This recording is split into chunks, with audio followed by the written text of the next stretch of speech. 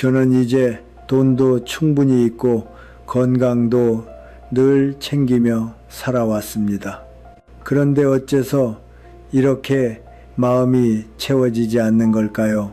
이것은 바로 지난달 같은 요양원에 들어오신 82살의 한 어르신이 눈물을 글썽이며 제게 털어놓으신 말씀입니다. 그분은 평생 성실하게 일해 모아둔 재산도 넉넉했고 자녀분들도 모두 훌륭하게 자라 누가 봐도 부족할 것 하나 없는 노년을 보내고 계신 분이었습니다. 하지만 제가 127분의 마지막을 지켜본 끝에 깨달은 것이 하나 있습니다. 그것은 열의 9은 정작 두려워해야 할 노년의 진짜 불안을 전혀 모르고 계신다는 사실입니다. 돈이 없어 곤란을 겪은 사람, 병으로 고생한 사람 분명히 계셨습니다. 그러나 인생 마지막 순간에 진심으로 후회하며 눈물을 흘리신 분들이 두려워했던 것은 전혀 다른 것이었습니다. 저는 올해로 90이 되었습니다. 지금까지 살아오면서 동창들을 비롯해 가까운 이웃들, 사랑하는 가족, 그리고 이 요양원에서 만난 수많은 분들을 떠나보냈습니다. 그 수가 제가 정확히 기록해둔 것만 해도 127명, 한 분 한 분의 마지막 말씀, 마지막 표정을 저는 도저히 잊을 수가 없습니다. 그리고 깨달았습니다. 사람이 진정 두려워해야 할 노년의 불안은 많은 분들이 상상하는 것과는 완전히 다르다는 것을 말입니다. 오늘은 90이 된 저이기에 비로소 할 수 있는 5가지 진짜 불안에 대해 말씀드리려 합니다. 이것을 아시는 것만으로도 노년을 마주하는 당신의 마음가짐이 분명 크게 달라질 것입니다. 제 이야기를 잠시 들려드리겠습니다. 저는 일제강점기에 태어나 해방과 전쟁, 그리고 폐허 속에서의 재건, 눈부신 성장기, 오늘날의 고령화 사회까지 그야말로 격동의 세월을 온몸으로 통과해 왔습니다. 전쟁도 겪었고 가난도 겪었습니다. 결혼해 3아이를 길렀고 손주가 7, 증손주가 4 있습니다.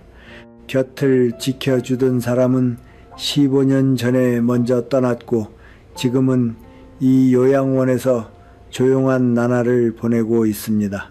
제가 어째서 127이라는 숫자를 정확히 기억하느냐 하면 실은 오래도록 일기를 써왔기 때문입니다. 만났던 분들과의 추억, 그리고 마지막 작별의 순간들을 하나하나 기록으로 남겨두었습니다. 그 중에는 90을 넘겨 떠나신 분도 계시고 60이라는 이른 나이에 길을 떠나신 분도 계십니다. 부유한 분도 계셨고 검소하게 살아오신 분도 계셨습니다. 이름난 분도 계셨고 그저 평범하게 살아오신 분도 계셨습니다.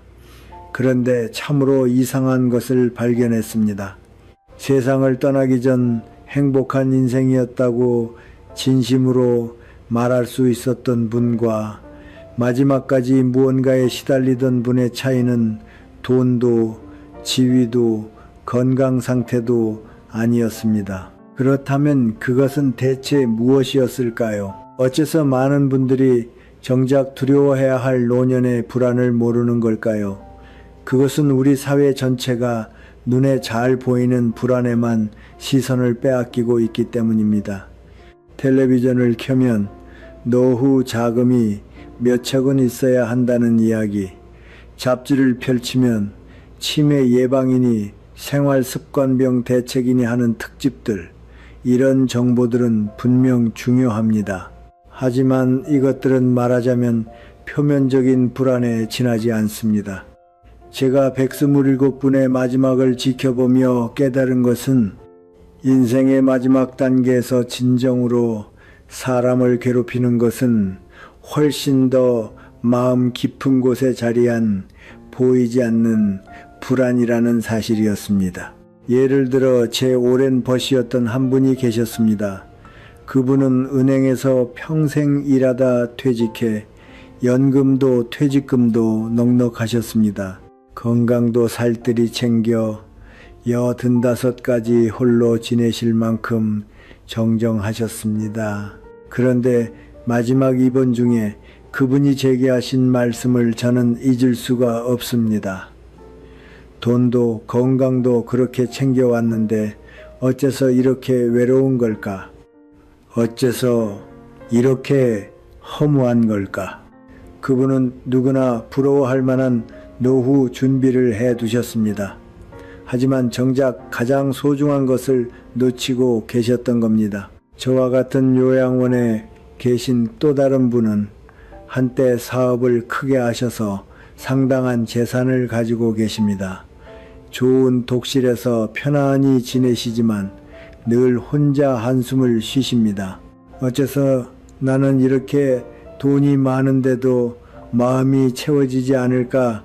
그것이 그분의 입버릇입니다. 즉, 많은 분들이 준비하시는 돈과 건강은 분명 중요한 토대이긴 하지만 그것만으로는 인생의 마지막 장을 진정으로 풍요롭게 보낼 수 없다는 뜻입니다. 진짜 불안은 훨씬 더 마음 깊은 곳에 있습니다. 그리고 그 불안은 미리 준비할 수 있는 것이기도 합니다. 오늘 제가 말씀드릴 5가지 진짜 불안은 이렇습니다. 첫 번째는 외로이 죽는 것에 대한 두려움보다 더 무서운 살아있으면서 느끼는 고독입니다. 많은 분들이 혼자 죽음을 맞는 것을 두려워하십니다. 하지만 정말로 괴로운 것은 살아있는 동안 느끼는 깊은 외로움입니다. 제 옆방에 계셨던 한 분이 인생 마지막에 눈물을 흘리신 이유를 말씀드리겠습니다. 두 번째는 돈이 부족할까 하는 두려움보다 더 심각한 돈이 있어도 채워지지 않는 마음입니다.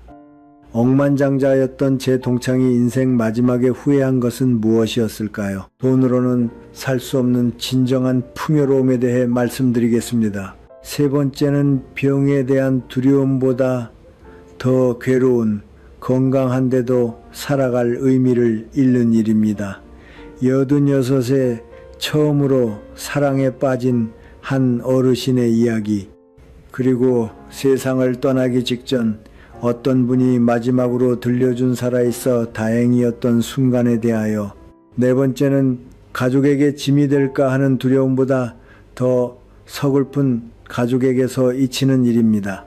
유산 상속을 두고 가족이 돌변하는 순간을 목격했을 때의 충격, 그리고 면회를 오는 가족과 오지 않는 가족의 결정적인 차이란 무엇인지, 그리고 5번째는 죽음에 대한 두려움보다 더 잔혹한 살아있는 의미를 끝내 찾지 못한 채 생을 마치는 일입니다. 아흔해제가 인생 마지막에 도전해보길 잘했다고 여기는 일, 그리고 내일 죽어도 후회 없는 삶을 찾는 법에 대하여 이 이야기들을 통해 노년을 마주하는 당신의 마음가짐이 반드시 달라질 것을 약속드립니다. 왜냐하면 이것들은 90해를 살아온 제가 실제로 두 눈으로 똑똑히 지켜본 진실이기 때문입니다. 이론이나 일반론이 아닙니다. 127분의 인생 마지막 순간에서 배운 진짜 지혜입니다. 그럼 먼저 첫 번째 불안부터 이야기를 시작하겠습니다.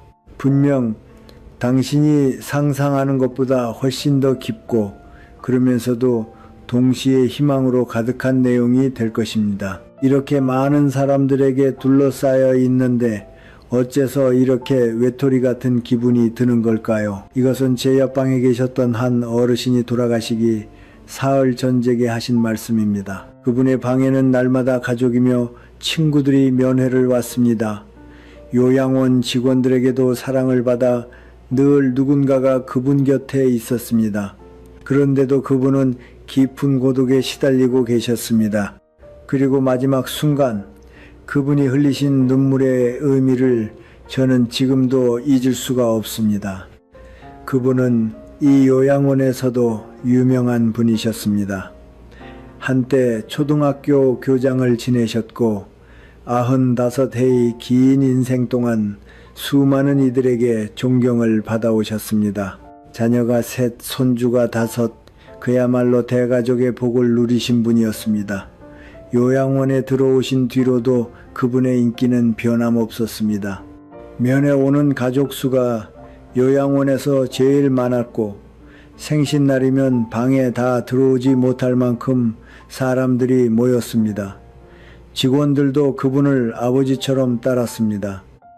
저분은 참 행복해 보여서 좋겠어요. 다른 입소자분들에게서 그런 말을 듣는 일도 많았습니다. 하지만 오직 저만이 알고 있었습니다. 그분이 한밤중에 홀로 오시는 모습을 말입니다.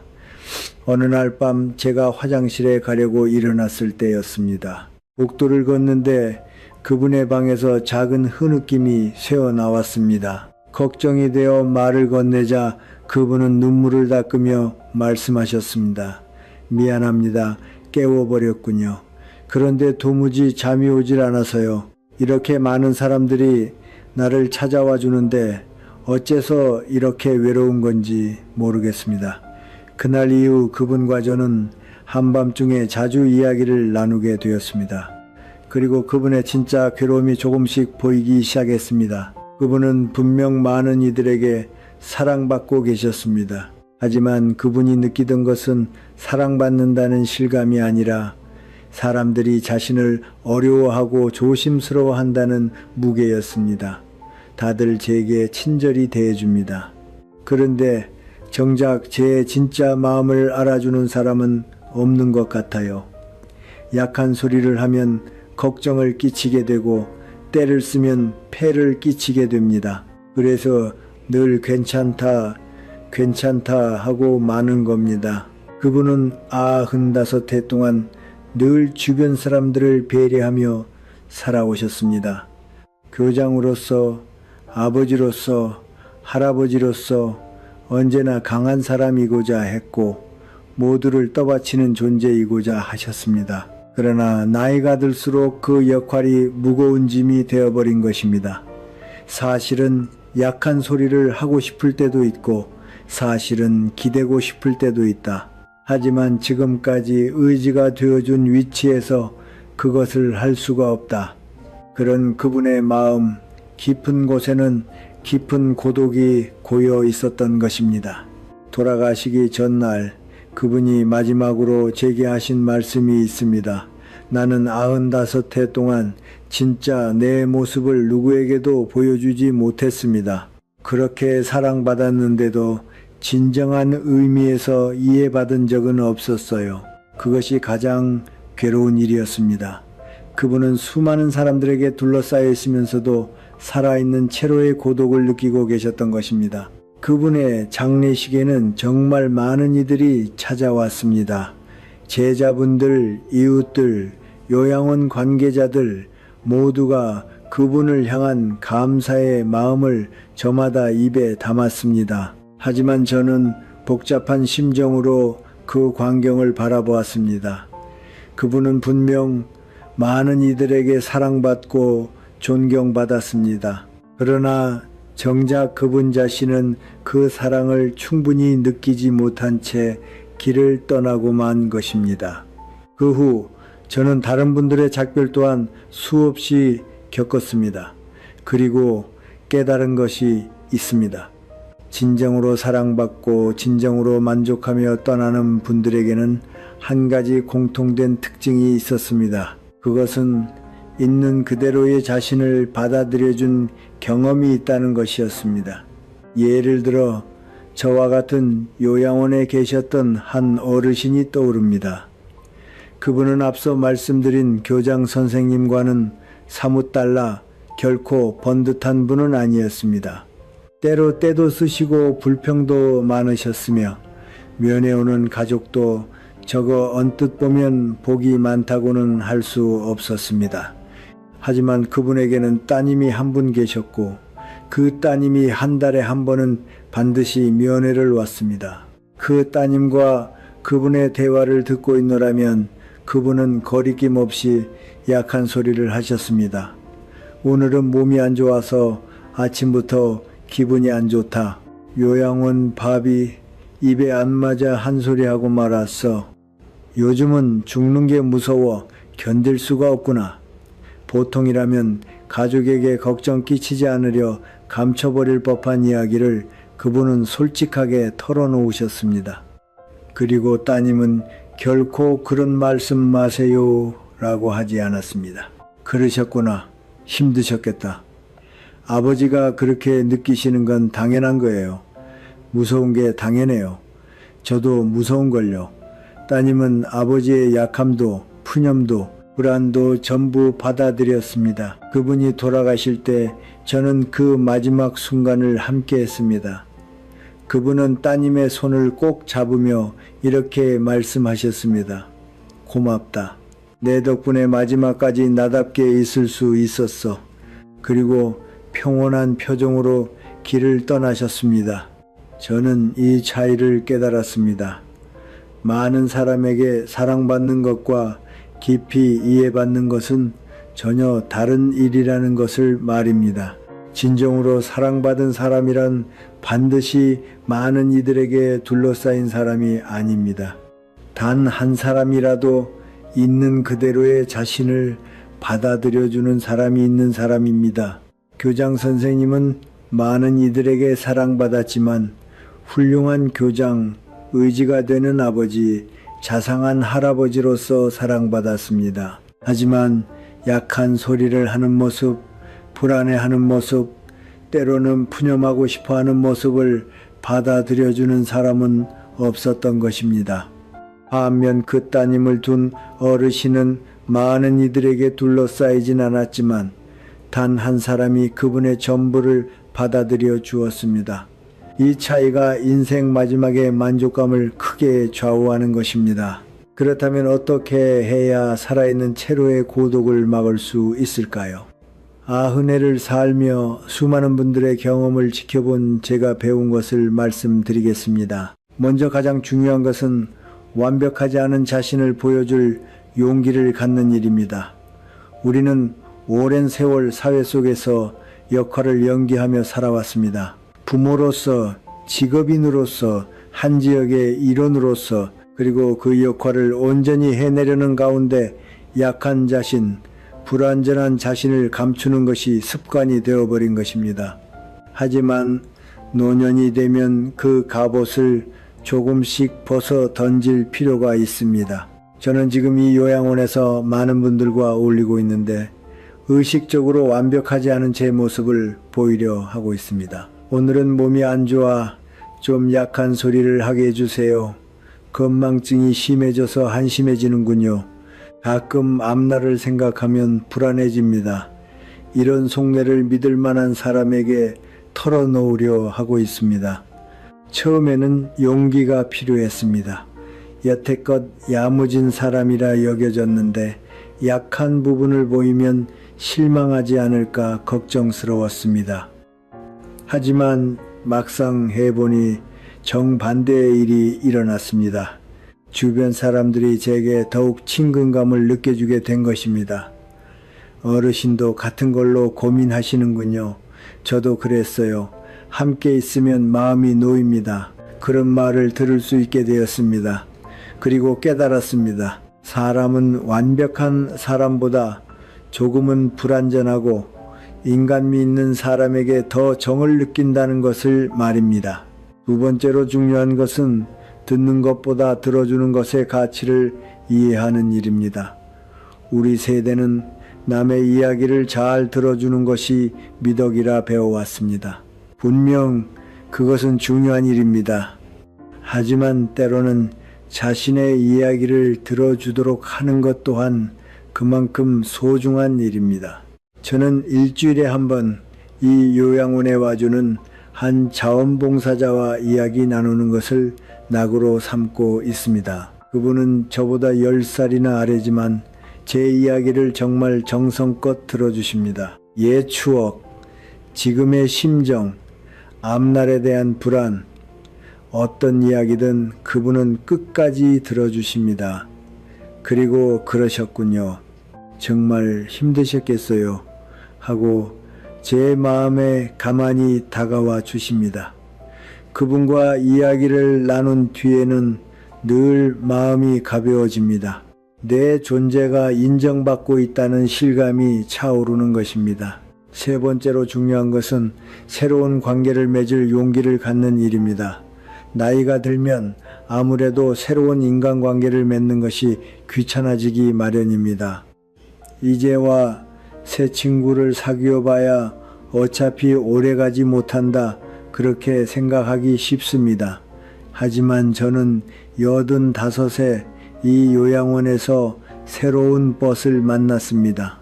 그분은 저보다 5살 아래로 전혀 다른 인생을 걸어오신 분입니다.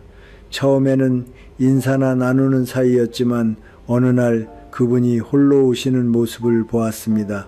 말을 건네보니 그분 역시 앞서 그 교장 선생님과 같은 고독을 느끼고 계셨습니다. 그날 이후 그분과 저는 날마다 이야기를 나누게 되었습니다. 서로의 인생 이야기, 지금의 심정, 사소한 푸념까지. 나이가 들어 깨달은 우정은 젊은 시절의 우정과는 다른 깊이가 있었습니다. 이해관계도 없고 허세를 부릴 필요도 없으며 그저 순수하게 마음을 나눌 수 있는 관계. 그런 관계를 맺게 된 덕분에 제 노년은 한결 풍요로워졌습니다. 네 번째로 중요한 것은 작은 친절을 적극적으로 베푸는 일입니다. 고독을 풀어내는 가장 효과적인 방법 중 하나는 누군가에게 도움이 되는 일입니다. 나이가 들면 나는 이제 쓸모가 없다고 느끼기 쉽지만 실은 할 수 있는 일이 아주 많습니다. 저는 매일 아침 요양원 공용 공간에서 체조를 하는데 몸이 좋지 않은 분을 대신해 직원에게 연락을 드릴 때가 있습니다. 또 새로 들어오신 분께는 요양원을 안내해 드리거나 모르시는 것을 설명해 드립니다. 이는 정말 작은 일이지만 누군가에게 도움이 되고 있다는 실감이 제게 살아갈 보람을 줍니다. 그리고 도움을 받은 분에게서 고맙다는 말을 들을 때 제 존재의 가치를 느낄 수 있습니다. 마지막으로 가장 중요한 것을 말씀드리겠습니다. 그것은 고독과 혼자 있는 것은 다르다는 것을 이해하는 일입니다. 그 교장 선생님은 많은 사람들에게 둘러싸여 있으면서도 고독했습니다. 반면 제게는 그 벗이 있지만 혼자 보내는 시간도 많습니다. 그래도 저는 고독을 느끼지 않습니다. 왜냐하면 필요할 때 마음을 나눌 수 있는 사람이 있다는 안도감이 있기 때문입니다. 혼자 있는 시간은 결코 슬픈 것이 아닙니다. 오히려 자신과 마주하고 인생을 돌아보고 앞날을 생각하는 소중한 시간입니다. 중요한 것은 혼자 있어도 나는 외톨이가 아니라는 확신을 갖는 일입니다. 살아있는 채로의 고독은 결코 피할 수 없는 운명이 아닙니다. 약간의 용기와 올바른 방법만 있으면 반드시 넘어설 수 있는 불안인 것입니다. 다음으로 말씀드릴 두 번째, 불안은 많은 분들이 열심히 준비하시는 돈에 관한 것입니다. 하지만 이것 또한 여러분이 상상하시는 것보다 훨씬 더 심각하고 동시에 해결할 수 있는 문제입니다. 제겐 차고 넘칠 만큼의 돈이 있습니다. 그런데 어째서 이렇게 마음이 텅 빈 걸까요? 돈으로 살 수 없는 것이 있다는 말은 들어왔지만 설마 제가 이런 기분이 들 줄은 몰랐습니다. 이것은 초등학교 시절부터의 제 벗이 88배 세상을 떠나기 반년 전 제게 털어놓은 말입니다. 그 벗은 우리 동창들 중에서도 가장 크게 성공한 사람이었습니다. 젊은 시절부터 장사 수완이 뛰어나 전쟁이 끝난 폐허 속에서 사업을 일으켜 끝내는 수십억의 재산을 일구었습니다. 하지만 인생 마지막 반년 동안 그 벗은 깊은 허무에 시달렸습니다. 그리고 그가 마지막으로 들려준 말은 돈에 대한 제 가치관을 송두리째 바꾸어 놓았습니다. 그 벗과는 어린 시절부터 한 동네에서 함께 자랐습니다. 전쟁 중에도 전쟁 후에 혼란기에도 같은 동네에서 컸습니다. 제가 한창 일하던 무렵 그는 작은 가게를 시작했습니다. 그 뒤 그의 사업은 순조롭게 커져 제가 일선에서 물러날 무렵에는 지역에서도 손꼽히는 기업을 이끄는 사람이 되어 있었습니다. 번듯한 저택에 살며 좋은 차를 여러 대 가지고 별장까지 두고 있었습니다. 우리는 이따금 동창회에서 얼굴을 마주했는데 그는 늘 온화하고 옛 모습 그대로의 사람이었습니다. 부자가 되어서도 거만해지는 법 없이 오히려 지역 발전을 위해 큰 돈을 기부하곤 했습니다. 자네는 정말 크게 성공했군. 동창 누구나 그렇게 말했습니다. 저도 그렇게 생각했습니다. 그러나 그가 85이던 해 평생을 함께한 아내를 잃었습니다. 아내는 그의 사업을 줄곧 떠받쳐 온 사람으로 두 사람의 정은 정말 깊었습니다. 장례식에서의 그의 비통함은 곁에서 보는 이마저 가슴이 미어질 정도였습니다. 그날 이후 그는 갑자기 폭삭 늙어버렸습니다. 사업 일선에서는 이미 물러나 있었지만 그때까지 지니고 있던 활력마저 잃어버린 것입니다. 87이 되던 해 그는 고급 유료 요양원에 들어갔습니다. 독실은 호텔 스위트룸 같은 시설이었고 전담 직원까지 붙어 있었습니다. 돈 걱정 따위는 전혀 없는 환경이었습니다. 제가 병문안을 갔을 때 그는 고급 응접 의자에 앉아 창 너머의 아름다운 정원을 바라보고 있었습니다.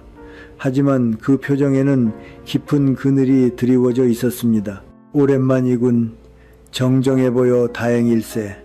제가 그렇게 말을 건네자 그는 돌아보며 이렇게 말했습니다. 고맙네. 와줘서. 그런데 정정하다니 도무지 그런 기분이 들질 않아. 그러고는 그가 제게 속내를 털어놓았습니다. 돈이 있으니 분명 편안하게 지내고 있어. 최고급 식사도 최고의 치료도 뭐든 손에 넣을 수 있지. 그런데 그게 다 무슨 소용인가 싶네. 맛있는 음식을 먹어도 혼자 먹으니 맛이 없어. 번듯한 방에 있어도 말동무가 없으니 허무하고 최고의 치료를 받아 건강해진들 그걸로 뭘 하고 싶은지 알 수가 없어. 그는 말을 이었습니다. 젊을 적엔 돈만 있으면 행복해질 수 있다고 믿었지. 실제로 돈으로 해결할 수 있는 문제가 많았어. 가족을 부양할 수 있었고 아이들에게 좋은 교육도 시킬 수 있었네. 그런데 나이를 먹어보니 돈으로는 해결할 수 없는 문제 쪽이 훨씬 크다는 걸 알게 됐어. 저는 그의 말에 깊은 충격을 받았습니다. 동창들 중에서 가장 성공했다고 여겨지던 그가 이렇게 괴로워하고 있었다니. 그는 다시 말을 이었습니다. 사업을 할 때는 목표가 있었어. 회사를 키우는 일, 직원들을 행복하게 하는 일, 지역에 보탬이 되는 일, 그게 돈을 버는 의미이기도 했지. 그런데 사업에서 물러나고 아내도 잃고 아이들도 독립하고 나니 돈을 가진 의미를 알 수 없게 되어버렸어. 다 쓰지도 못할 만큼의 돈이 있는데 그걸로 뭘 하고 싶은지를 모르겠어. 비싼 걸 사봐야 잠깐의 만족뿐이고 여행을 가봐야 혼자선 즐겁질 않아. 기부를 해도 그게 정말 사람들에게 도움이 되고 있는지 의심스러워지더군. 그리고 그가 마지막으로 한 말을 저는 잊을 수가 없습니다. 돈이 있어서 오히려 사람들과의 관계가 복잡해져 버렸어. 다들 내 돈을 노리는 게 아닐까 의심하게 돼. 순수하게 나라는 사람을 봐주는 이가 있긴 한 건지 알 수가 없어. 돈이 있다는 게 도리어 고독을 깊게 만드는 것 같다네. 그가 세상을 떠나기 직전 마지막 병문안을 갔을 때 그는 이렇게 말했습니다. 돈 버는 일에만 정신이 팔려 정작 소중한 걸 놓쳐온 것 같아. 인생을 다시 살 수 있다면 사람들과의 시간을 더 소중히 하고 싶어. 작은 행복을 알아차릴 줄 아는 삶을 살고 싶었네. 그는 누구나 부러워할 재산을 일구었음에도 인생 막바지에 깊은 후회를 안고 있었던 것입니다. 그 벗의 이야기를 들은 뒤 저는 요양원에서 만나는 여러분들을 새로운 눈으로 바라보게 되었습니다. 그리고 돈과 행복감의 관계에 대해 몇 가지를 발견했습니다. 먼저 깨달은 것은 경제적으로 넉넉한 분일수록 베푸는 기쁨을 잊기 쉽다는 것이었습니다. 저와 같은 요양원에 계신 어느 분은 한때 대기업 임원으로 상당한 재산을 가지고 계십니다. 독실해서 편안히 지내시지만 늘 불만이 가득한 얼굴이십니다. 직원에게도 다른 입소자에게도 늘 위에서 내려다보는 태도로 대하십니다. 돈을 내고 있는데 서비스를 더 잘해야 할 것 아닌가? 나 같은 사람을 이렇게 대하다니 말이 되는가?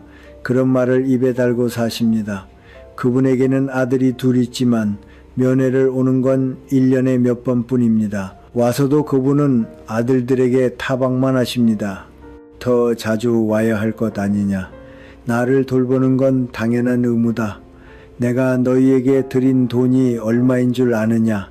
아들들은 늘 난처한 표정으로 서둘러 돌아가 버립니다. 그분은 돈이 있기에 모든 인간관계를 거래로 여겨버리는 것입니다. 돈을 냈으니, 돈을 들였으니, 그러니 상대는 내게 잘해야 마땅하다. 그런 생각에 갇혀 있는 것입니다. 하지만 인간관계는 돈으로 살 수 없습니다. 진정한 애정이나 우정, 감사의 마음은 돈의 대가로 얻어지는 것이 아닙니다. 반면 같은 요양원에 계신 또 다른 분은 정반대입니다. 그분은 연금으로 살아가며 결코 넉넉하지 않습니다. 좁은 방에서 검소하게 지내십니다. 하지만 그분은 늘 주변 사람을 살피십니다. 몸이 안 좋은 사람이 있으면 말을 건네고 새로 들어온 사람이 있으면 안내를 하고 직원이 바빠 보이면 할 수 있는 만큼 거들어 주십니다. 그분 주위에는 늘 사람이 모입니다. 그리고 모두가 진심으로 그분을 따릅니다. 그분은 돈이 아니라 마음을 베풀고 계신 것입니다. 그렇기에 주변 사람들로부터도 마음이 담긴 애정을 돌려받을 수 있는 것입니다. 저는 이 두 분을 지켜보며 돈의 진정한 가치에 대해 생각하게 되었습니다. 돈은 분명 소중합니다. 생활의 기반을 떠받치고 안도감을 줍니다. 하지만 돈이 목적이 되어버렸을 때 도리어 사람을 불행하게 만드는 일이 있는 것입니다. 90해를 살며 백스물일곱분의 마지막을 지켜본 제가 배운 것이 있습니다. 진정한 풍요로움이란 돈에 많고 적음으로 정해지는 것이 아니라는 사실입니다. 그렇다면 진정한 풍요로움이란 무엇일까요? 첫 번째는 감사하는 마음입니다. 저는 매일 아침 눈을 떴을 때 먼저 감사의 마음을 가슴속에 되냅니다. 오늘도 무사히 눈을 떴구나. 고맙다. 몸이 움직이는구나. 고맙다. 따뜻한 이불에서 잠들 수 있구나. 고맙다. 이런 당연한 일들에 감사할 수 있게 되었을 때 제 마음은 정말로 풍요로워졌습니다. 그것은 고급 음식을 혼자 먹으며 맛이 없다고 했습니다. 하지만 저는 요양원의 평범한 식사도 오늘도 맛있는 식사를 주셔서 고맙습니다 하는 마음으로 먹습니다. 그러면 그 식사가 무척 맛있게 느껴지는 것입니다. 감사하는 마음이 있으면 아무리 작은 일이라도 기쁨으로 바뀝니다. 돈이 있든 없든 감사하는 마음만 있으면 하루하루를 풍요롭게 보낼 수 있는 것입니다. 두 번째는 베푸는 기쁨입니다. 나이가 들면 아무래도 받는 것에만 마음이 쏠리기 쉽습니다. 연금을 받고 치료를 받고 돌봄을 받고 분명 이런 지원은 필요합니다. 하지만 진정한 풍요로움은 베푸는 것 안에 있습니다. 저는 매주 이 요양원에 오는 초등학생들에게 옛날 이야기를 들려줄 때가 있습니다. 전쟁 시절 이야기, 폐허에서 다시 일어선 이야기, 옛날 놀이 이야기, 아이들은 눈을 반짝이며 들어줍니다. 할아버지, 다음 주에도 또 이야기해 주세요. 그렇게 말해주는 아이들의 웃는 얼굴을 보면 제 마음은 정말로 채워집니다. 이것은 돈으로는 살 수 없는 기쁨입니다. 제가 아이들에게 베푸는 것은 돈이 아니라 시간과 경험과 애정입니다. 그리고 아이들에게서 돌아오는 것도 돈이 아니라 순수한 기쁨과 감사의 마음입니다. 세 번째는 지금 이 순간을 소중히 여기는 마음입니다. 돈이 있으면 아무래도 미래를 위해, 만일을 위해 하고 생각하게 됩니다. 물론 어느 정도의 대비는 필요합니다. 하지만 미래만을 걱정하다 보면 지금 이 순간의 행복을 놓쳐버립니다. 저는 아흔이 되어 오늘이라는 날은 두 번 다시 돌아오지 않는다는 것을 깊이 실감하고 있습니다. 그렇기에 오늘 하루를 소중히 보내려 합니다. 아침 햇살을 쬐는 일, 정원의 꽃을 바라보는 일, 벗과의 대화를 즐기는 일, 맛있는 식사를 음미하는 일, 이것들은 모두 돈으로는 살 수 없는 지금 이 순간만의 선물입니다. 네 번째는 사람과의 이어짐입니다. 어쩌면 이것이 가장 소중한 것일지도 모릅니다. 돈이 있어도 마음으로 통하는 사람이 없으면 사람은 고독해지고 맙니다. 그 벗은 사업에 성공하며 많은 이들과 인연을 맺었습니다. 하지만 그중 대부분은 이해관계의 바탕을 둔 것이었습니다. 아내를 잃은 뒤에는 순수한 인간관계가 거의 남아있지 않았습니다. 돈이 있기에 도리어 순수한 인간관계를 맺기가 어려워지는 경우가 있습니다. 상대가 내 돈을 노리는 게 아닐까 의심하게 되거나 돈의 힘으로 관계를 유지하려 들게 되기 때문입니다. 하지만 진정으로 가치 있는 인간관계는 돈과 무관한 곳에서 태어나는 법입니다. 다섯 번째는 마음의 평안입니다. 어쩌면 이것이 궁극의 풍요로움일지도 모릅니다. 아무리 돈이 많아도 마음이 불안해 채워지지 않으면 진정한 의미의 풍요로움은 없습니다. 마음의 평안은 바깥의 조건으로 얻어지는 것이 아닙니다. 자기 자신의 내면에서 태어나는 것입니다. 저는 매일 밤 하루를 돌아보며 오늘 했던 일, 오늘 감사할 수 있었던 일, 오늘 누군가에게 도움이 된 일을 떠올립니다. 그러면 마음이 평온해지고 깊은 만족감을 느낄 수 있습니다. 돈 걱정이 없는 것은 분명 마음의 평안으로 이어집니다. 하지만 돈이 있다는 것만으로 마음의 평안을 얻을 수는 없습니다. 오히려 돈이 있기에 새로운 불안이 생겨나기도 합니다. 이 돈을 어떻게 써야 하나? 누가 진정 나를 필요로 하나? 돈이 떨어지면 어쩌나? 진정한 마음의 평안은 돈에 많고 적음과 무관하게 자신의 삶의 방식에 스스로 수긍할 수 있을 때 얻어지는 것입니다. 저는 아흔이 되어서야 비로소 이것을 알게 되었습니다.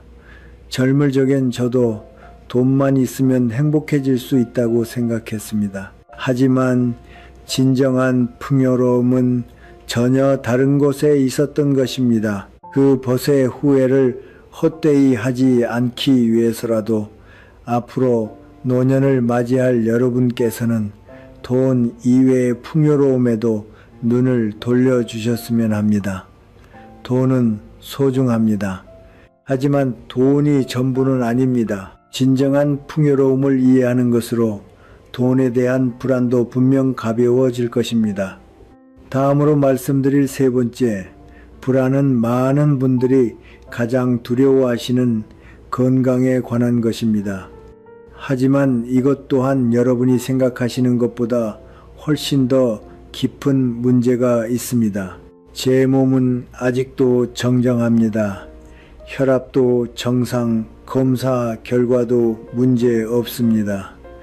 의사 선생님은 앞으로 10년은 끄떡없다고 하셨습니다. 그런데 그 10년을 무엇을 위해 살아야 할지 모르겠습니다. 이것은 제 옆방에 계신 한 어르신이 바로 지난주 제게 털어놓은 말입니다.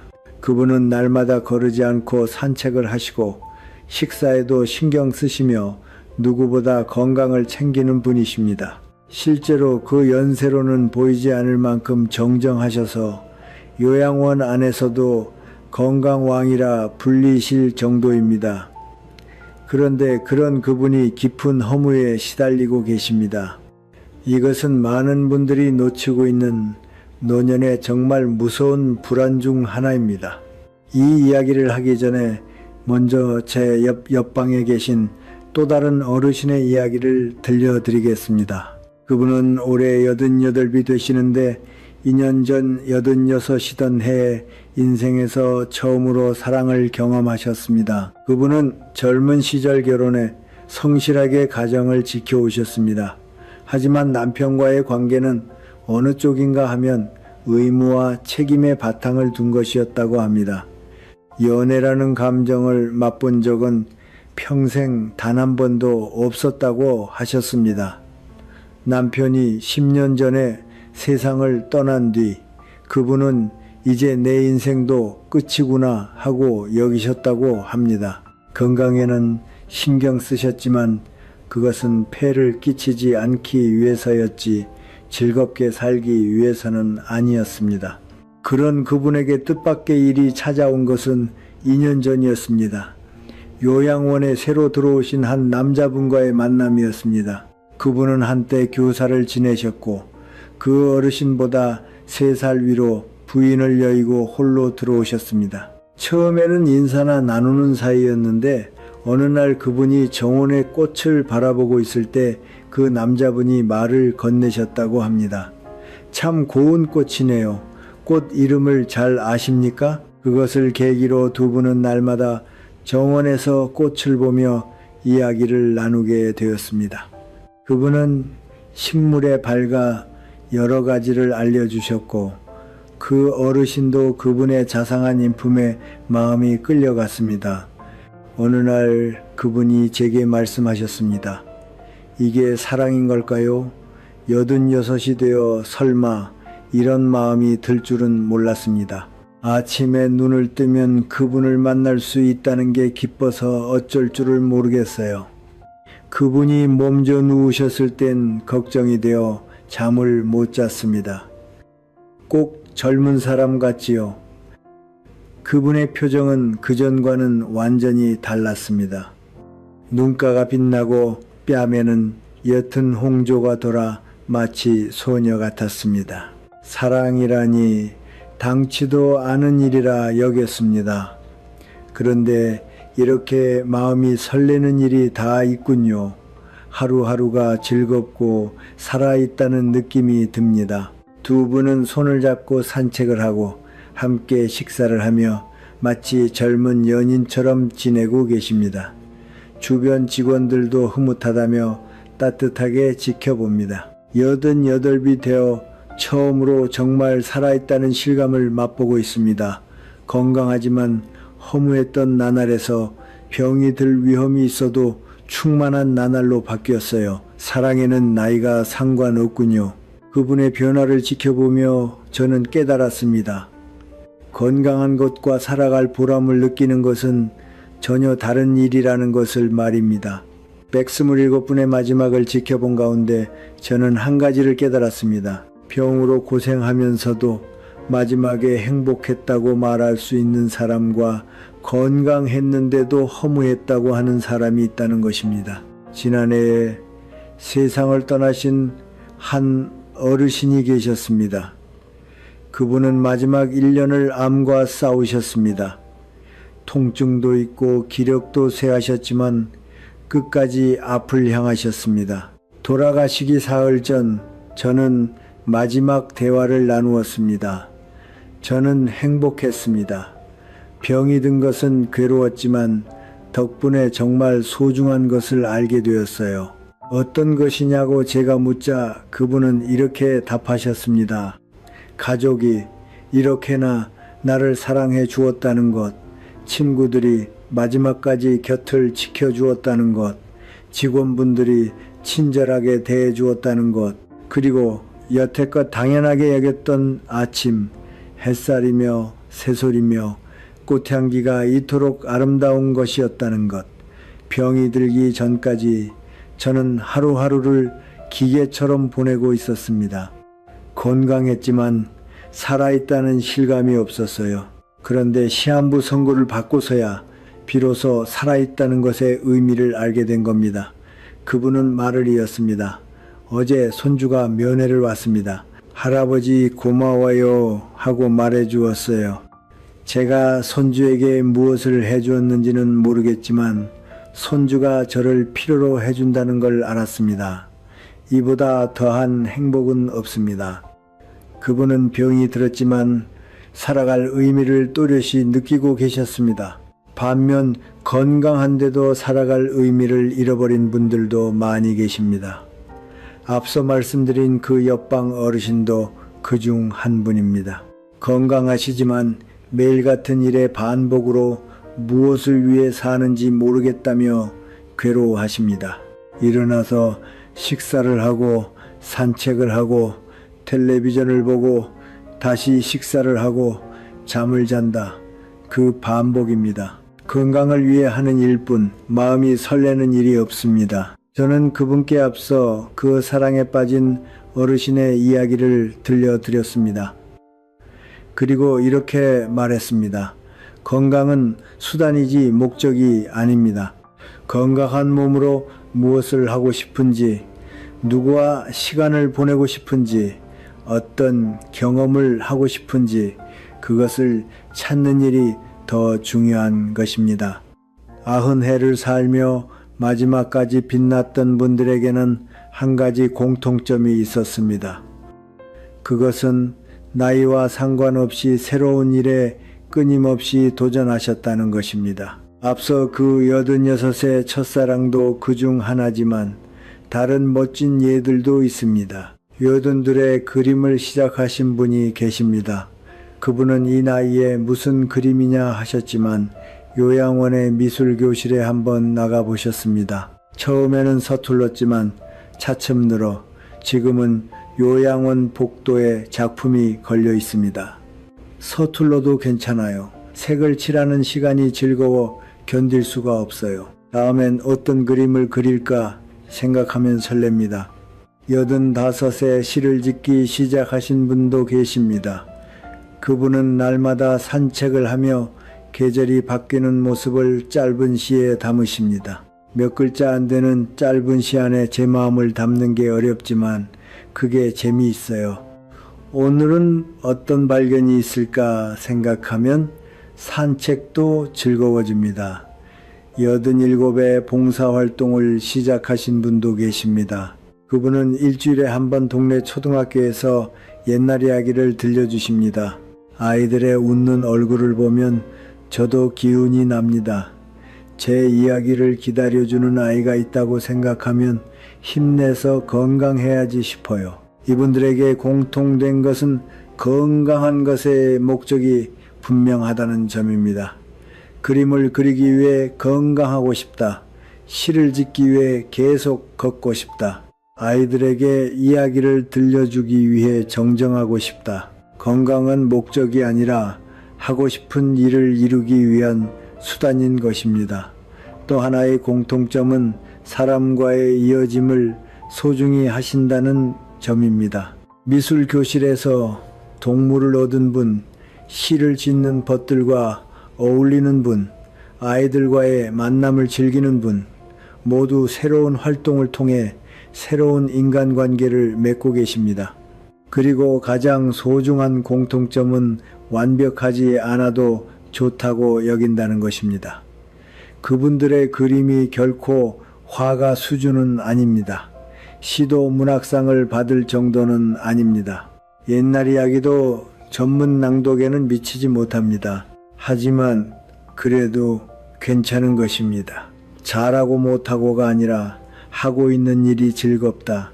누군가에게 도움이 되고 있다. 그렇게 느낄 수 있다면 그것이 살아갈 보람이 되는 것입니다. 저도 90이 되고서 이 요양원에서 인생 상담 비슷한 일을 시작했습니다. 같은 요양원의 분들에게서 고민을 듣거나 이야기를 들어드리고 있습니다. 전문 상담가는 아니지만 90회의 경험이 누군가에게 도움이 된다면 기쁜 일입니다. 건강한 것은 멋진 일입니다. 하지만 건강만으로는 행복해질 수 없습니다.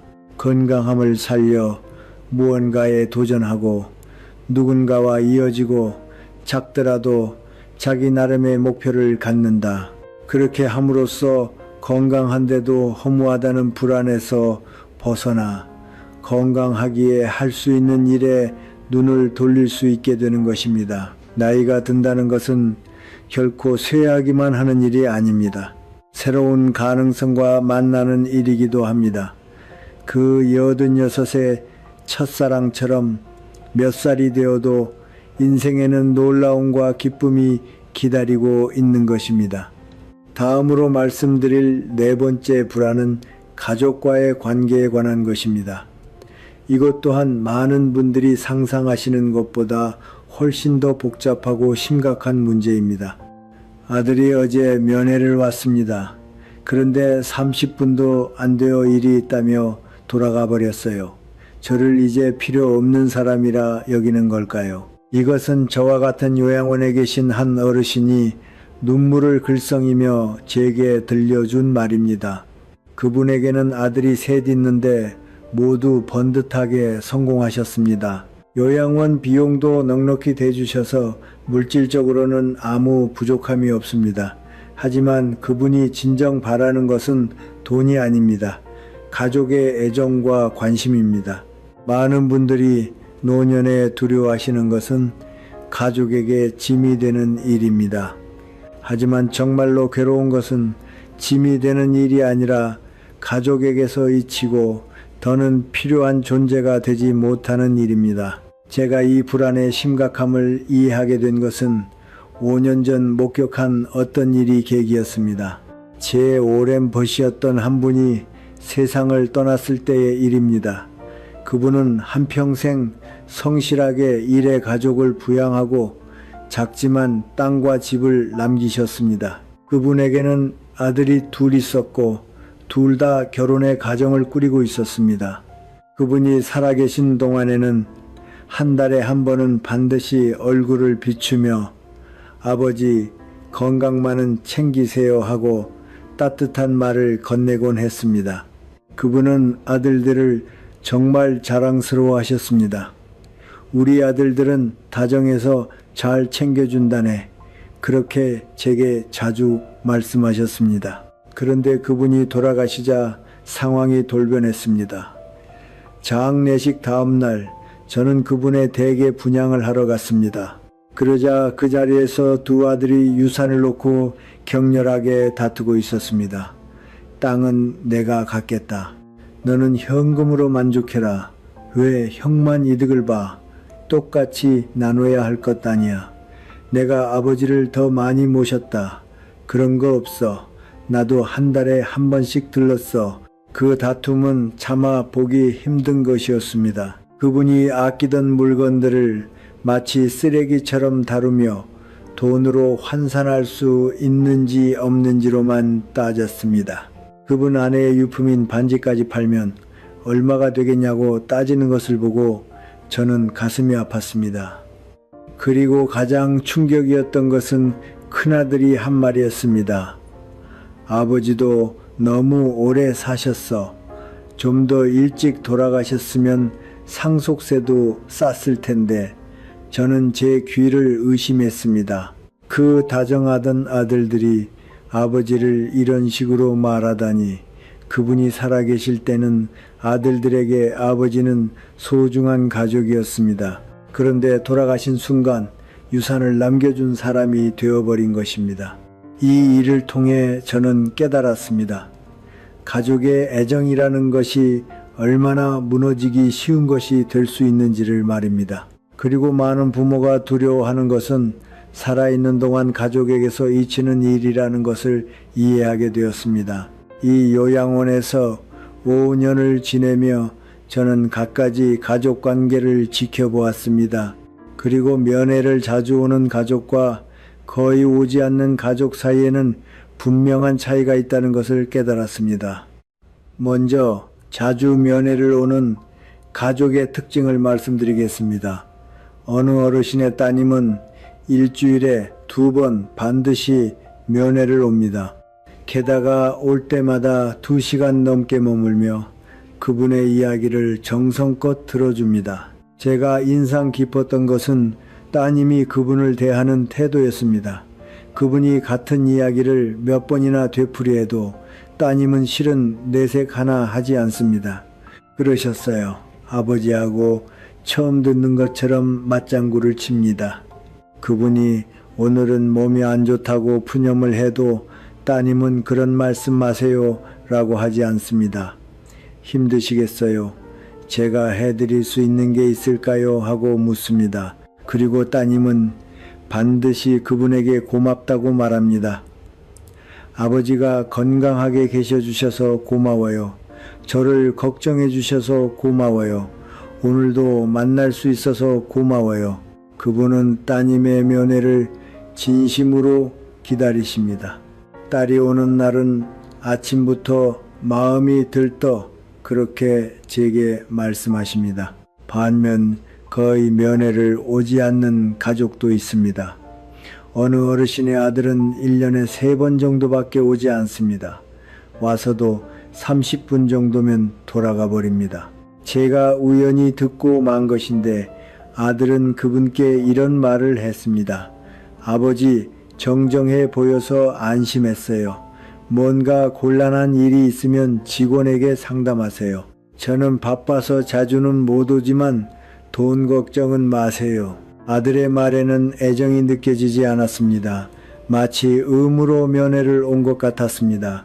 그분은 아들이 돌아간 뒤 늘 풀이 죽으십니다. 아들에게 나는 이제 거추장스러운 존재인 거겠지. 그렇게 제게 말씀하실 때가 있습니다. 이 두 가족의 차이는 무엇일까요? 제가 지켜본 결과 가장 큰 차이는 부모를 한 사람의 인간으로 존중하는가 아닌가였습니다. 그 따님은 그분을 아버지라는 역할이 아니라 한 사람의 인간으로 대합니다. 그분의 마음, 그분의 생각, 그분의 존재 그 자체를 소중히 여깁니다. 반면 그 아들은 그분을 돌봐야만 하는 존재로 봅니다. 그분의 인격이나 감정에는 그다지 관심이 없어 보입니다. 또 하나의 큰 차이는 감사하는 마음입니다. 그 따님은 늘 그분에게 감사의 마음을 표현합니다. 길러주신 것, 떠받쳐 주신 것, 지금도 존재해 주시는 것에 대해. 하지만 그 아들에게서는 그런 감사의 말을 들은 적이 없습니다. 오히려 돌봐주고 있다는 태도가 느껴집니다. 아흔이 된 저는 다행히 가족과의 관계가 좋습니다. 자녀들, 손주들, 증손주들이 정기적으로 면회를 와주고 저도 그들과의 시간을 진심으로 즐기고 있습니다. 하지만 이것은 우연이 아닙니다. 제 나름대로 가족과의 정을 깊게 하려는 노력을 해왔기 때문입니다. 먼저 제가 마음 쓰는 것은 가족의 이야기를 듣는 일입니다. 손주가 면회를 왔을 때 저는 제 옛날 이야기만 하지 않고 손주의 이야기를 듣는데 시간을 씁니다. 학교 이야기, 친구 이야기, 장래의 꿈 이야기, 손주에게 소중한 것을 저도 소중히 여기려 합니다. 할아버지, 이번에 이런 일이 있었어요 하고 손주가 이야기를 들려줄 때 저는 정말 기쁩니다. 저를 믿고 소중한 이야기를 들려주는 것이니까요. 다음으로 마음 쓰는 것은 지나치게 조언하지 않는 일입니다.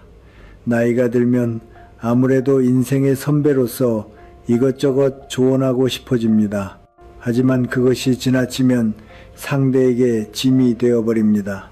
저는 가족이 상담을 해오면 이야기를 듣지만 청하지 않을 때는 제 의견을 강요하지 않으려 합니다. 너라면 분명 좋은 판단을 할 수 있을 거야. 그렇게 말하며 가족의 선택을 믿기로 하고 있습니다.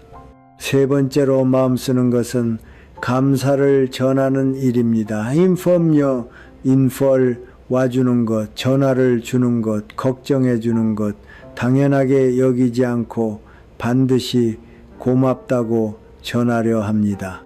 바쁜 중에 시간을 내주어 고맙다. 나를 신경 써주어 고맙다. 그런 말을 듣고 언짢아 할 사람은 없습니다. 네 번째는 자립한 모습을 보이는 일입니다. 가족에게 걱정을 끼치지 않으려 모든 것을 혼자 끌어안을 필요는 없습니다. 하지만 할 수 있는 일은 스스로 하며 정신적으로 자립한 모습을 보이는 것은 중요합니다. 할아버지, 할머니는 아직 정정하시네. 야무지셔.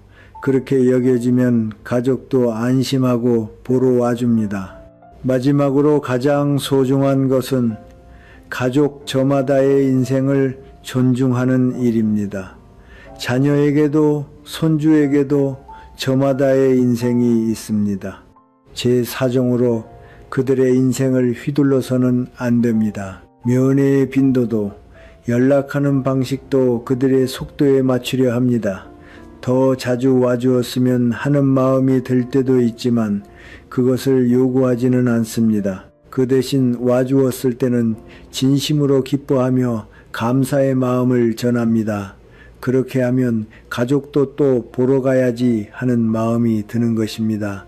가족에게서 잊히는 것을 두려워하기보다 가족이 만나고 싶어지는 존재가 되는 일이 더 소중합니다. 푸념만 하는 사람보다 앞을 향한 이야기를 하는 사람, 제 이야기만 하는 사람보다 상대의 이야기를 들어주는 사람, 요구만 하는 사람보다 감사를 전하는 사람, 어느 쪽을 만나고 싶어질지는 분명합니다.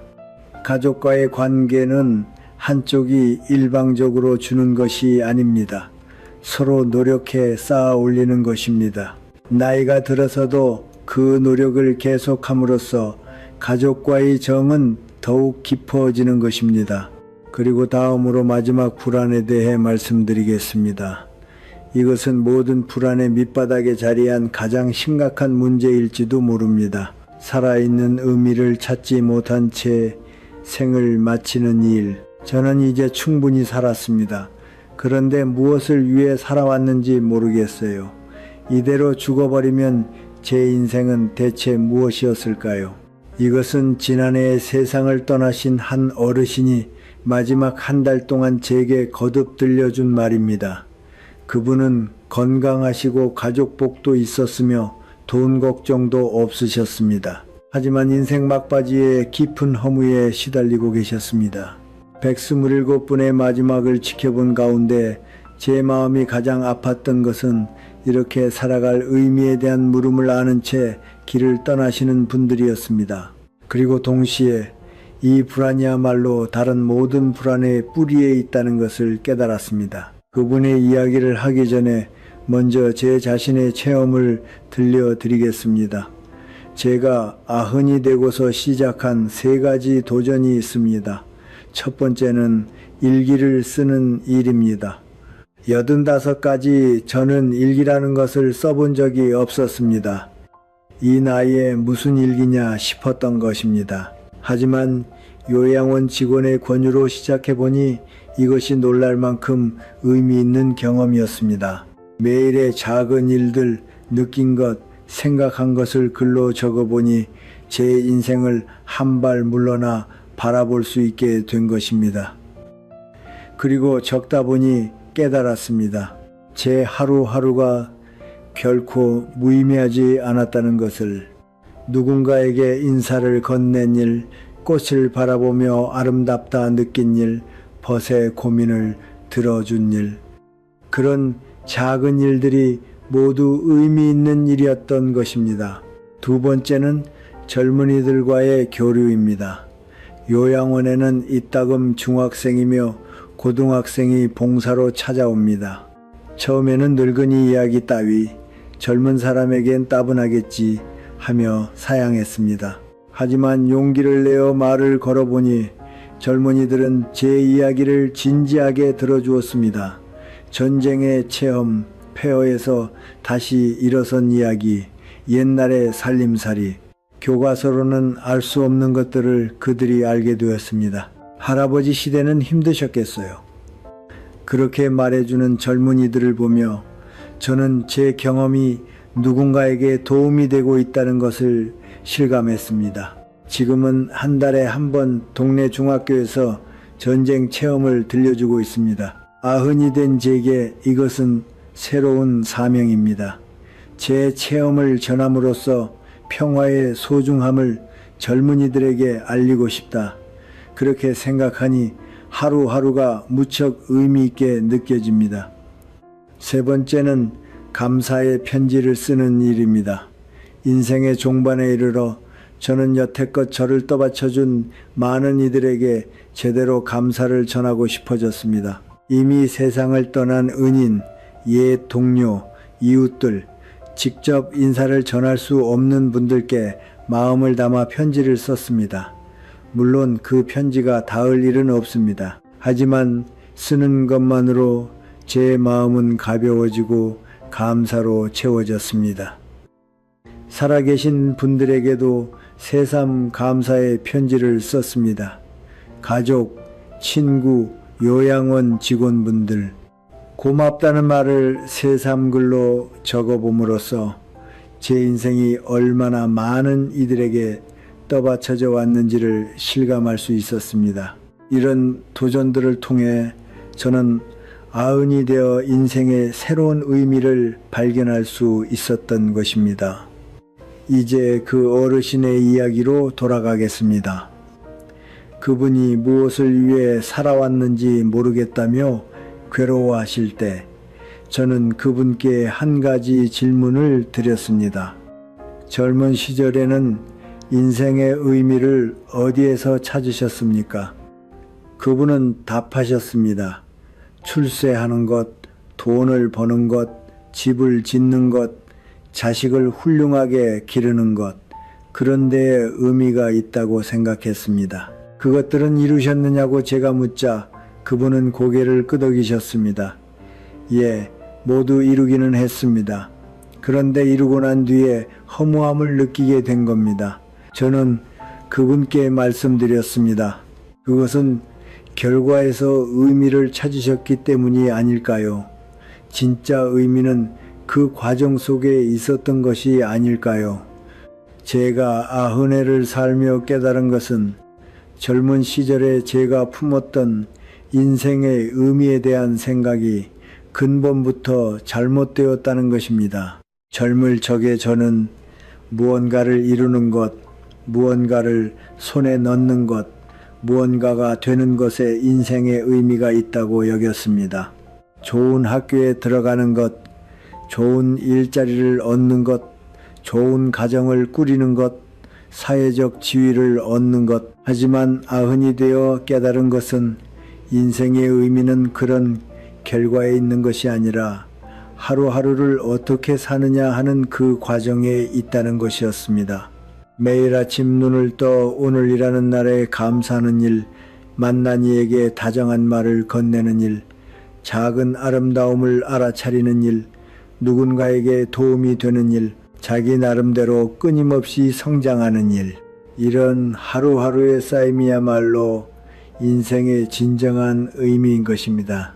그분은 출세도, 돈도, 집도, 자식 농사도 결과로서 이루셨습니다. 하지만 그 과정에서 맛본 기쁨, 고생, 성장, 사람과의 이어짐, 그것들이야말로 그분 인생의 진정한 의미였던 것입니다. 저는 그분께 말씀드렸습니다. 일에서 고생하셨을 때, 가족을 위해 애쓰셨을 때, 그 순간순간이 당신 인생의 의미였습니다. 결과가 남지 않더라도 그때의 마음과 노력은 결코 헛되지 않았습니다. 그분과의 대화를 통해 저는 내일 죽어도 후회하지 않는 삶에 대해 깊이 생각하게 되었습니다. 그리고 127분의 마지막 말씀을 되새기며 한 가지 결론에 다다랐습니다. 후회 없이 떠나신 분들에게는 공통된 특징이 있었습니다. 그것은 오늘이라는 날을 온 힘을 다해 살았다는 실감을 지니고 계셨다는 것입니다. 오늘도 좋은 하루였다. 오늘도 누군가에게 도움이 되었다. 오늘도 새로운 발견이 있었다. 오늘도 감사할 일이 있었다. 이런 감각을 날마다 지니셨던 분들은 인생 마지막에 이르러서도 후회는 없다고 말할 수 있었습니다. 그렇다면 어떻게 해야 오늘을 온 힘을 다해 살았다는 실감을 가질 수 있을까요? 먼저 중요한 것은 작은 목표를 갖는 일입니다. 거창한 목표가 아니어도 괜찮습니다. 오늘은 누군가에게 다정한 말을 건네자. 오늘은 아름다운 것을 하나 찾자. 오늘은 감사의 마음을 누군가에게 전하자. 그런 작은 목표로 충분합니다. 다음으로 중요한 것은 돌아보는 시간을 갖는 일입니다. 하루의 끝에 오늘 했던 일, 오늘 느낀 일, 오늘 배운 일을 돌아본다. 그렇게 함으로써 별것 아닌 하루에도 의미가 있었음을 깨달을 수 있습니다. 세 번째는 누군가를 위해 무언가를 하는 일입니다. 아무리 작은 일이라도 괜찮습니다. 가족에게 거는 전화, 친구를 향한 격려의 말, 곤란한 사람을 향한 도움의 손길, 누군가를 위해 행동함으로써 자신의 존재의 의의를 실감할 수 있습니다. 네 번째는 끊임없이 성장하는 일입니다. 나이가 들어도 배울 것은 많습니다. 새로운 지식, 새로운 만남, 새로운 사고방식, 날마다 조금씩이라도 성장하고 있다는 실감이 있으면 살아있는 의미를 느낄 수 있습니다. 마지막으로 가장 중요한 것은 지금 이 순간을 소중히 하는 일입니다. 과거를 후회하거나 미래를 걱정하는 것이 아니라 지금 이 순간에 집중한다. 지금 숨 쉬고 있다는 것, 지금 심장이 뛰고 있다는 것, 지금 누군가와 함께 있다는 것, 그 모두가 기적 같고 귀한 일인 것입니다. 저는 매일 아침 이렇게 제 자신에게 들려줍니다. 오늘이라는 날은 두 번 다시 돌아오지 않는 특별한 날이다. 이 하루를 온 힘을 다해 살고 이 하루의 의미를 만들어내자. 그리고 밤에는 이렇게 돌아봅니다. 오늘도 좋은 하루였다. 내일 죽어도 오늘 하루를 온 힘을 다해 살았다고 말할 수 있다. 인생의 의미는 어딘가 먼 곳에 있는 것이 아닙니다. 오늘이라는 날 안에, 지금 이 순간 안에 있는 것입니다. 아흔이 되어 저는 비로소 그것을 알게 되었습니다. 그리고 남은 시간이 얼마나 있는지는 모르지만 매일을 그 마음으로 보내려 합니다. 그 어르신도 마지막 며칠은 이 생각을 이해해 주셨습니다. 그리고 평온한 표정으로 길을 떠나셨습니다. 당신도 오늘 일하는 날부터 시작해 보시기 바랍니다. 분명 살아있는 의미를 찾을 수 있을 것입니다. 여기까지 열의 아홉은 모르는 노년의 진짜 5가지 불안에 대해 말씀드렸습니다. 첫 번째는 외로이 죽는 것에 대한 두려움보다 살아있으면서 느끼는 고독. 두 번째는 돈이 부족할까 하는 두려움보다 더 심각한 돈이 있어도 채워지지 않는 마음. 세 번째는 병에 대한 두려움보다 더 괴로운 건강한데도 살아갈 의미를 잃는 일. 네 번째는 가족에게 짐이 될까 하는 두려움보다 더 서글픈 가족에게서 잊히는 일. 그리고 다섯 번째는 죽음에 대한 두려움보다 더 잔혹한 살아있는 의미를 끝내 찾지 못한 채 생을 마치는 일. 90해를 살며 127분의 마지막을 지켜본 제가 마음을 담아 말씀드렸습니다. 긴 인생을 돌아보면 저는 늘 무언가의 불안을 안고 살아왔습니다. 젊을 적엔 전쟁에 대한 불안, 전쟁 후에는 살림에 대한 불안, 한창 때는 가족에 대한 불안, 그리고 노년에는 건강과 돈에 대한 불안. 하지만 90이 되어 깨달은 것이 있습니다. 그것은 불안이라는 것은 결코 사라지지 않는다는 사실입니다. 하나의 불안이 풀리면 또 새로운 불안이 생겨난다. 이것이 인생의 진실인 것입니다. 그렇기에 불안을 없애려 할 것이 아니라 불안과 더불어 살아가는 법을 배우는 일이 중요한 것입니다. 제가 127분에게서 배운 가장 중요한 것은 불안에 지배당하는 인생과 불안을 받아들이며 사는 인생의 차이입니다. 불안에 지배당하는 사람은 늘 만일의 일만 생각합니다.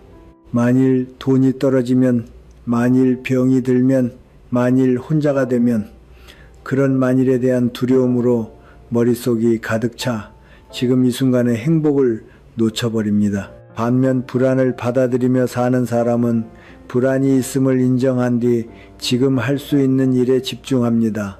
분명 미래는 알 수 없다. 하지만 오늘이라는 날은 내 손안에 있다. 그렇게 생각함으로써 불안이 있어도 충만한 하루하루를 보낼 수 있는 것입니다. 그 교장 선생님처럼 마지막까지 고독에 시달린 분도 계시고 그 어르신처럼 86에 첫사랑을 해 인생을 빛낸 분도 계십니다. 그것처럼 돈이 있어도 허무에 시달린 분도 계시고 또 어떤 분처럼 검소해도 마음 풍요롭게 지낸 분도 계십니다.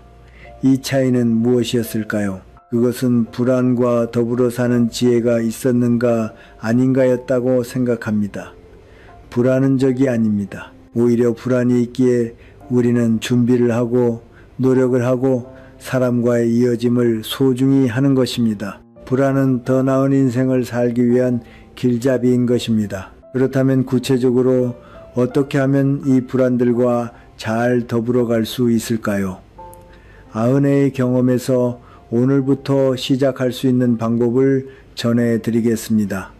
먼저 첫 번째는 하루 한 가지 선행을 마음에 새기는 일입니다. 매일 누군가를 위해 작은 일이라도 좋으니 무언가를 한다. 가족을 향한 감사의 말, 이웃을 향한 인사, 곤란한 사람을 향한 도움. 아무리 작은 일이라도 괜찮습니다. 누군가를 위해 행동함으로써 자신의 존재 가치를 실감할 수 있습니다. 그리고 사람과의 이어짐도 자연스레 깊어집니다. 고독에 대한 불안도, 가족 관계에 대한 불안도 이런 쌓임으로 옅어져 가는 것입니다. 두 번째는 감사 일기를 쓰는 일입니다. 매일 잠들기 전에 오늘 감사할 수 있는 일을 3가지 적어 보십시오. 오늘도 무사히 보냈다. 맛있는 식사를 했다. 가족이 건강했다. 이런 당연한 일로 충분합니다. 감사하는 마음을 지님으로써 돈이나 물질적 풍요에 대한 집착이 옅어지고 진정한 풍요로움을 깨달을 수 있습니다. 세 번째는 새로운 일에 도전하는 일입니다. 나이를 핑계로 새로운 일을 포기해버리는 것은 참으로 아까운 일입니다. 제가 아흔에 시작한 전쟁 체험 이야기처럼 몇 살이 되어도 새로운 도전은 할 수 있는 것입니다. 새로운 일에 도전함으로써 살아갈 보람이 생기고 건강에 대한 의식도 높아집니다. 그리고 무엇보다 아직 할 수 있는 일이 있다는 앞을 향한 마음을 가질 수 있게 됩니다. 네 번째는 지금 이 순간을 소중히 하는 일입니다. 미래에 대한 불안에만 마음을 빼앗기면 지금 이 순간에 행복을 놓쳐버립니다. 아침 햇살, 새소리, 가족의 웃는 얼굴, 벗과의 대화, 이것들은 모두 돈으로는 살 수 없는 귀한 선물입니다. 지금 이 순간에 마음을 향함으로써 살아있는 의미를 날마다 실감할 수 있게 됩니다. 다섯 번째는 완벽을 구하지 않는 일입니다. 우리 세대는 완벽해야만 한다는 생각에 사로잡힌 경향이 너무 강합니다. 하지만 불완전해도 더듬더듬 헤매면서라도 앞으로 나아가는 일이 더 소중한 것입니다. 실패를 두려워하지 않고 육할 정도의 완성도라도 일단 움직여 본다. 그렇게 함으로써 새로운 가능성이 열리는 것입니다. 마지막으로 가장 소중한 것은 사람과의 이어짐을 소중히 하는 일입니다. 모든 불안의 밑바닥에 있는 것은 실은 고독에 대한 두려움입니다. 돈에 대한 불안도, 건강에 대한 불안도, 가족에 대한 불안도 끝까지 파고들면 혼자가 되어버리는 게 아닐까 하는 두려움인 것입니다. 하지만 마음으로 믿을 수 있는 사람이 단 한 명이라도 있으면 어떤 불안도 넘어설 수 있습니다. 가족, 친구, 이웃, 요양원 직원, 어떤 관계라도 괜찮습니다. 소중한 것은 서로를 헤아리는 마음의 이어짐이 있다는 것입니다. 마지막으로 제가 당신께 마음을 담아 메시지를 보냅니다. 인생에 남은 시간이 얼마나 있는지는 누구도 알 수 없습니다. 그것은 아흔의 저도, 이 영상을 보고 계신 당신도 마찬가지입니다. 그렇기에 지금이라는 시간을 소중히 해주십시오. 불안이 있어도 괜찮습니다. 완벽하지 않아도 괜찮습니다. 돈이 없어도 괜찮습니다. 소중한 것은 오늘이라는 날을 온 힘을 다해 사는 일입니다. 저는 127분을 떠나보냈지만 마지막에 행복했다고 말할 수 있었던 분들에게는 한 가지 공통점이 있었습니다. 그것은 하루하루를 정성껏 살았다는 것입니다. 작은 기쁨을 찾는 일, 누군가에게 감사하는 일, 누군가에게 도움이 되는 일, 새로운 것을 끊임없이 배우는 일, 사람과의 이어짐을 소중히 하는 일. 이것들은 나이나 돈이나 건강 상태와 무관하게 누구나 할 수 있는 일입니다. 당신의 인생에는 아직도 많은 가능성이 있습니다. 아직도 할 수 있는 일이 있습니다. 아직도 만남이 있습니다. 아직도 배울 것이 있습니다. 그 어르신이 86세 첫사랑을 했듯이 제가 90의 새로운 사명을 찾았듯이 인생은 언제부터라도 새로이 시작할 수 있는 것입니다. 불안에 지배당하는 인생이 아니라 불안과 더불어 걷는 풍요로운 인생을 택해 주십시오. 그리고 매일을 소중히 감사의 마음을 잊지 않고 남은 시간을 빛내 주십시오. 당신의 인생이 마지막까지 희망과 기쁨으로 가득한 것이 되기를 진심으로 바랍니다. 아흔이 된 제가 마음을 담아 전하는 이야기였습니다. 끝까지 들어주셔서 진심으로 감사합니다. 오늘의 내용이 여러분께 보탬이 되었다면 부디 구독과 좋아요를 눌러주시면 기쁘겠습니다.